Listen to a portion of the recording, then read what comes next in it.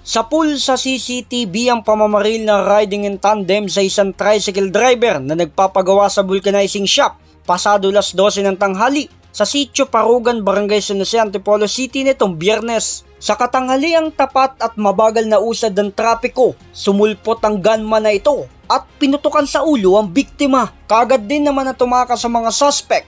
Ayon sa pulisya, nang matanggap nila ang tawag sa naganap na pamamaril, agad sila nagtungo sa lugar at bumungad sa kanila ang wala ng buhay na biktima. Naka-receive ng tawag ang ating Tactical Operations Center dito po sa Antipolo Component City Police Station na may isang shooting incident nga po na nangyari sa sitio Parugan sa Barangay San Jose ng syudad po ito. At pagdating nga po sa area ay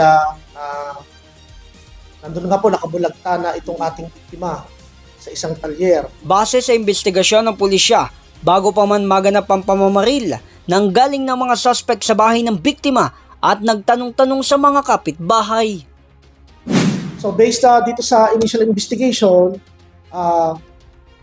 a day prior sa shooting ay may dalawang tao na nagtanong sa kapitbahay nitong ating biktima.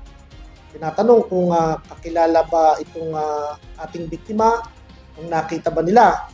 Then, ilang minuto rin prior sa shooting incident, bumalik itong gunman natin at tinanong uli kung kakilala itong ating biktima. Based po dun sa interview natin sa miyembro ng pamilya, specifically po yung kanyang asawa, may bahay, tinanong po natin kung ano po sa tingin nila ang motibo ng pagpatay. Wala naman daw silang alam na may nakasama ang loob o kaaway itong ating biktima. Na-recover naman ng pulisya ang isang basyo ng .45 caliber sa crime scene. Bali, may isang tama po siya sa ulo. Gamit po yung kalibre 45. At isang basyo lang din po ang nakita sa scene of the crime. Ayon din sa pulisya, opisyalis ng isang homeowners association ang nasa wing biktima. Sinubukan namin kunan ng pahayag ang pamilya ng biktima, ngunit tumanggi ang mga ito. Patuloy naman ang investigasyon ng pulisya sa insidente, gayon din sa pagtuntun sa mga suspect.